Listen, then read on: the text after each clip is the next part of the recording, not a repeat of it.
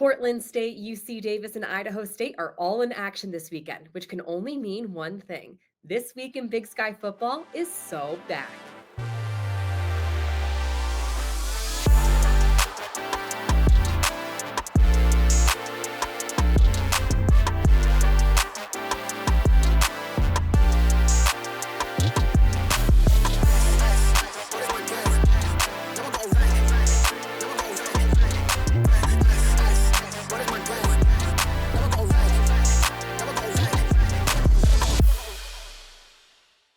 Hello and welcome to This Week in Big Sky Football. I'm your host, Meghan Robinson.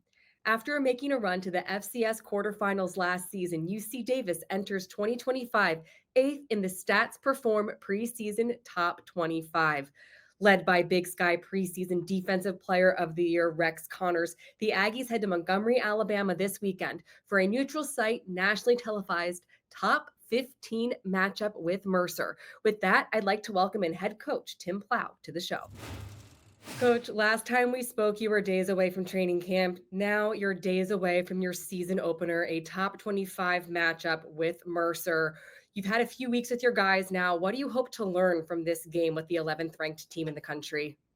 I think the thing that I'm most interested in with our team is I know we're talented. I know we're really hungry, but do we have the qualities that winning teams have?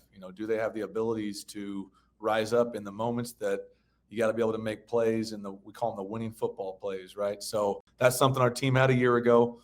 Even when you don't play your best, you make the plays needed, to win the football game. And those are things that I'm excited to see these first couple of weeks is, can we do the things that winning teams do?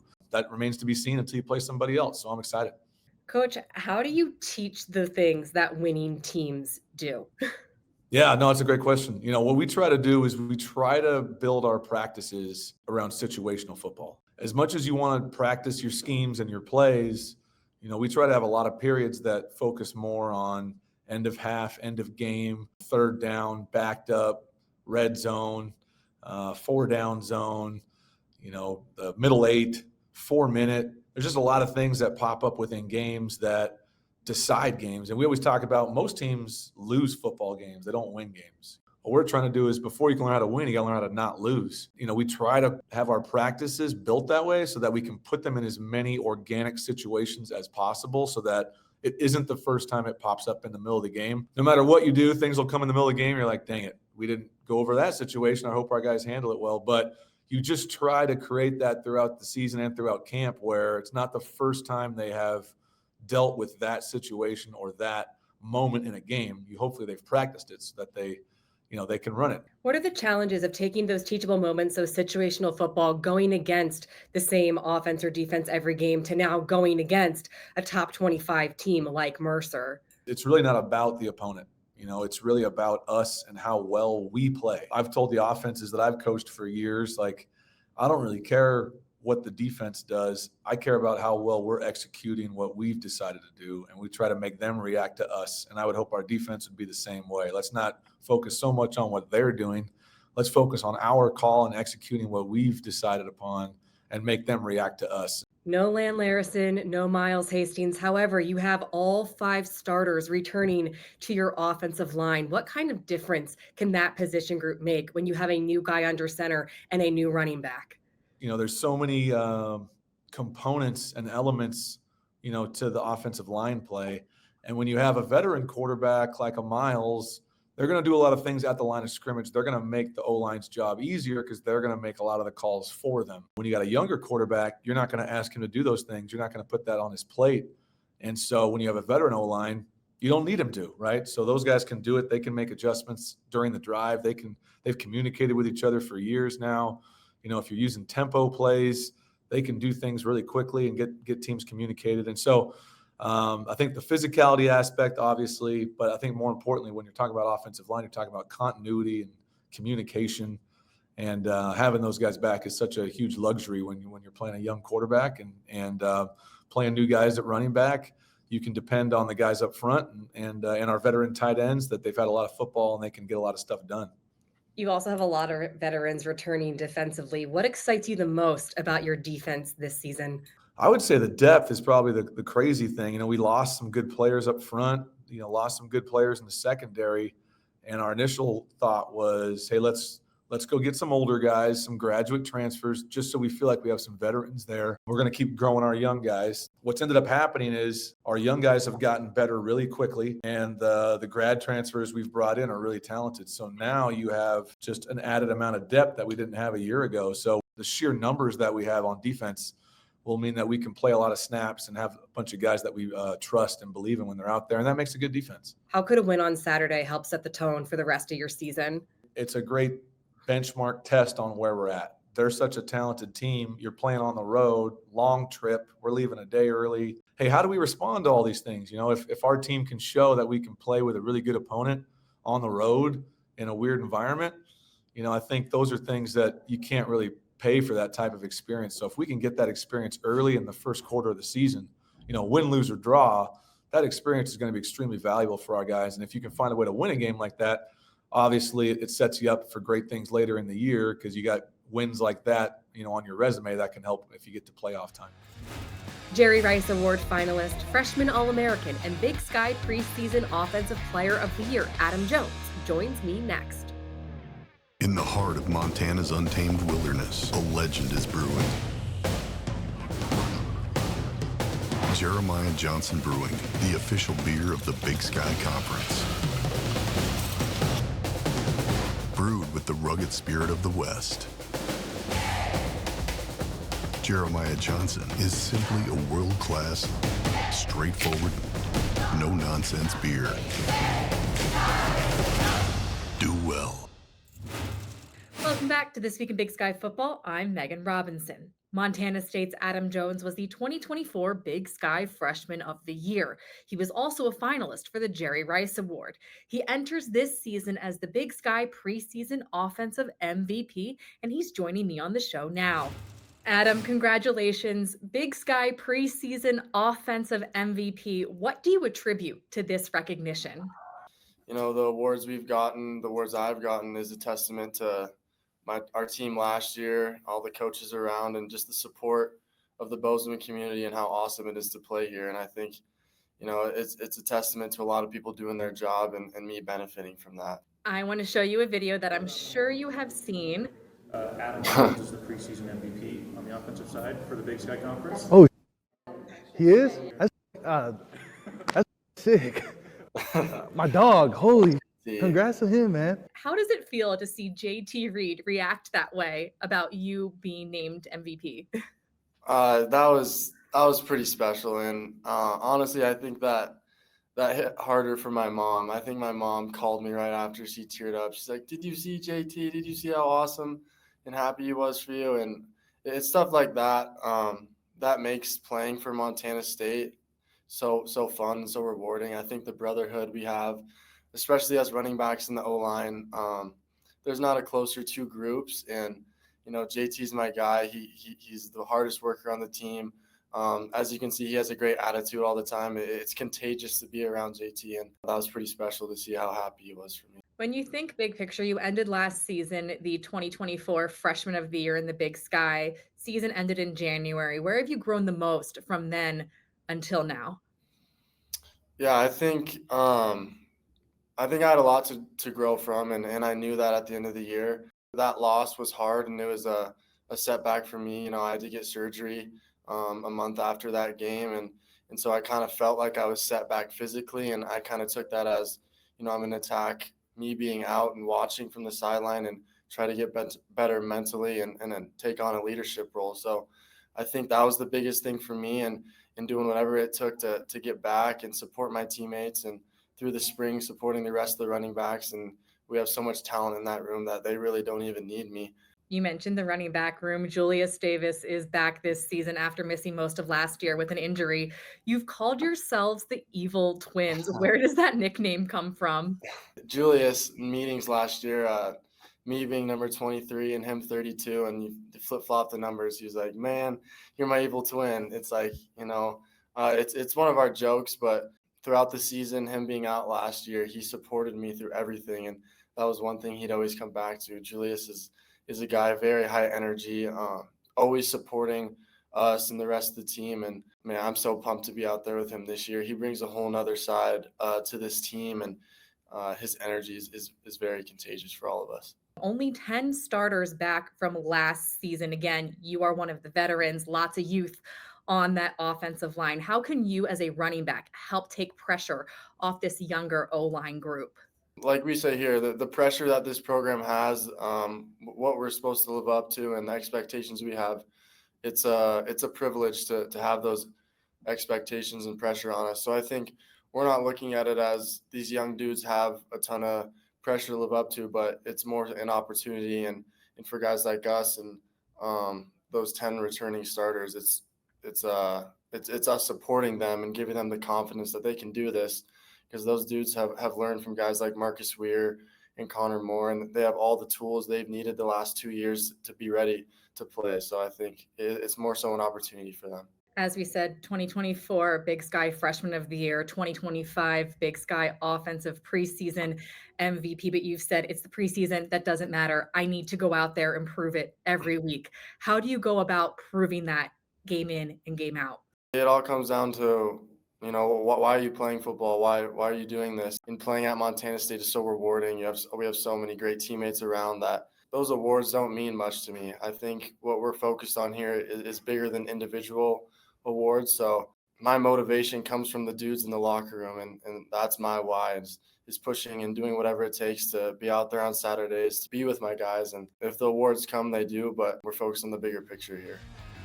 How did Idaho State prepare Jared Allen for success in the NFL? We hear from the newest member of the Pro Football Hall of Fame after this. I have wandered for thousands of years. I always had to run and hide. Hey, how's it going? But I think I've found a place I can explore the rest of my days. My first photo, Another left. taken in Pocatello, Idaho. Perfect. Your footprint is welcome. When it comes to football, Jared Allen has quite the impressive resume. The Idaho State alum was the conference's first Buck Buchanan Award winner. He's a member of the Big Sky Hall of Fame's inaugural class, and now he's been enshrined in Canton at the Pro Football Hall of Fame. I spoke with Allen earlier this summer and asked him, when he thinks about all he's accomplished in the sport, what makes him the most proud? His answer was simple: getting to do it all his own way. I had the NFL sack leaders taped up in my locker every season so I could show up to work and physically see greatness and never allow myself to feel like I arrived. First and foremost, congratulations on being a member of the 2025 Pro Football Hall of Fame class. This is not your first time being inducted into a Hall of Fame. What is the secret to your success at all the different stages of your career? Oh, I think it's never being satisfied. I think it's always having a chip on my shoulder, always trying to outdo myself from the year before, and just an unrelenting work ethic. And I'm never afraid to work. I'm never afraid to do whatever it takes to get the task done. And, I'm very, very goal oriented in that aspect of, when I set goals, I'll do anything to achieve them. And that's just kind of the mindset I've always had. And, obviously couple that with the gifts that God blessed me with, from just height, weight, physical gifts. And then, like I said, but I think the biggest thing is just that mentality and the self-belief and the self-confidence, knowing that if I work hard enough, I can accomplish anything. And so that's kind of always been my mindset. And I think that's been the key to my success. You're talking about the chip on your shoulder. You played FCS football. A lot of FCS players carry that same mindset that they were overlooked and they need to work harder for things. How did your time at Idaho State prepare you for that success in the NFL? I've had great coaches. First off, I've had great coaches at every stop of my career, from Pop Warner up to high school, college, and the pros. So I think, that in alone was first and foremost. Second of all, I think, you hear all the time that you're playing lower competition, you're playing this, blah, blah, blah, blah, blah. And so it wears on you, and you kind of get pissed off, and you're like, I want to prove everybody wrong. At least I did, right? Realizing where you're at, what you're trying to accomplish, try to accomplish everything you can in the place you're at, and let that springboard you to the next level. So I tried to soak up as much technique as I could from my coaches. When the scouts were coming through, ask a bunch of questions, and then just present yourself in a confident manner. And every time we got to play 1A schools, I tried to, put my best foot forward. So I really think, the FCS schools they teach you to persevere. You did prove people wrong. You were a two-time All-American, the Big Sky's first Buck Buchanan Award winner, fourth-round draft pick, four-time first-team All-Pro. Just name, a handful of your accomplishments. Hall of Fame aside, both Big Sky and pro football, when you think back of what you've accomplished in your career, what makes you the most proud? I think I'm most proud of is how I played the game. I really think I can look back and honor those guys. I used to watch 100 Toughest Men before every Friday football game, in kind of high school, or the NFL's 100 Toughest Men. And I think if those guys were to go back and watch my film, they would say I played the game the right way. That they would say that I had an old school mentality. That's probably what I'm most proud of in my career, and is that I never settled. I never felt like I arrived. A lot of people, they get to college, and that was their goal. And then, they coast through, they get the degree, whatever, and they go, or they get to the NFL, they get drafted. Well, guess what? They met their life's goal, and so they don't really know what else to do. I just kept setting new goals and kept trying to achieve newer or higher heights, and it all worked out. You went from the Big Sky to the Pro Football Hall of Fame. What is your advice to those players who hope to be where you are one day? My advice to people is to dream big, right? Set lofty goals and then go attain them, and put the work in. Nothing is going to fall in your lap. And, football, and just like sports in there, but football is one of those sports. What you put into it, you will get out of it. The more film you watch, the more time you spend at mastering your craft, technique, weight room, and all that plays a certain aspect, but eventually you're fast, eventually you're strong, eventually you're that. So it's really the mental, it's really the technique, it's really all those small in-game things that take over. And that's my advice to people. Be honest with yourself, be a tough self-scout, be willing to work on your, what you're not good at, accept those coaching, and then work tirelessly at it, because it'll pay dividends in the end. Still to come, the first game picks of the season. Don't go anywhere.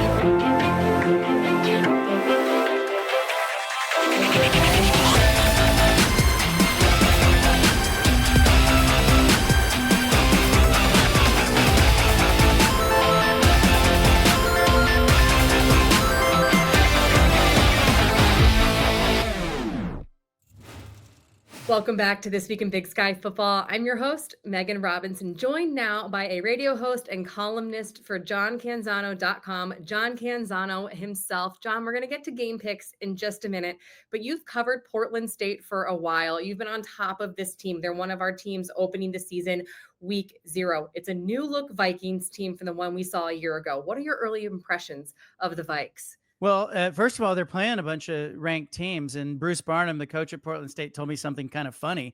He is part of the coaches poll, so he has a vote in the FCS coaches poll. And I asked him, how do you approach that vote? And he said, well, I looked at our schedule, saw who we were playing, and decided to vote for the teams that we're playing. He said, so if you're playing us this year, good for you. Like, he has just decided, like, hey, you don't know anything about these teams. Why not vote for the teams that he's playing? Makes him look better if he beats them, right? Big question at quarterback. I don't think we're going to get an answer to who they're going to start at quarterback. I talked to Bruce Barnum, just last night, and I think he's content to go into warmups for this game, leaving Tarleton State wondering who's going to play at quarterback. He said he could play one player, two players. He could, he just wants to leave that unknown. There's no advantage to him, but it'll be a much different look, I think, without Dante Sacheret at quarterback for Portland State this year. I think they're going to run the football. They've got a good running back. Bruce Barnum thinks he has the best team that he's had in a while. The Vikings, of course, hosting 10th ranked Tarleton State on Saturday. This is the first time a Vikings home game will be nationally broadcast on ESPN2. Who are you taking in this matchup, John? Look, I think they have a lot of respect. Tarleton's got a lot of juniors, a lot of seniors, but we're talking about game one here. And I think Portland State will have some surprises for Tarleton State as far as, the style of play, who's going to play quarterback. Kind of expect we're going to see those typical first game, week 0 mistakes that are made. I like the home team in that situation. So give me Portland State in an upset. And I'll remind your viewers that I did not miss last season in picking any of those games that I picked last season. And so I think I start 1-0. I like Portland State in an upset. Idaho State, our second team playing on Saturday. They're heading to Vegas to take on UNLV. That would be an FCS over FBS matchup. Will we get 2 upsets this weekend? I think UNLV's just got too much coming back, too much momentum. And I think they're well coached, and I just think they have too much. It's just one of these games where I think, just a little in over your head, but I think UNLV wins this game. Our game of the week is that top 15 matchup between UC Davis and Mercer, 8 versus 11, neutral site. Who do you like in this top 15 clash? Yeah, I don't know a lot about Mercer, but I did call down and get in touch with some coaches in their conference. And I said, okay, how do you feel about Mercer this season? The predominant feeling was that Mercer is got its best team and is going to win this game, in which we all view as a neutral site game. I'm taking Mercer. I think it'll be a really good game. Nothing against UC Davis, but give me Mercer. Right, John. Picks are locked. They are in. We will see if you can go a perfect 6-0 between last season and this season. Appreciate you being here and for all of your insight. Once again, Saturdays are officially reserved for college football. Thanks so much for joining me on the first episode of This Week in Big Sky Football for the 2025 season. I am so excited to be back, and I will see you all next week. For all the latest Big Sky content, subscribe to our YouTube channel.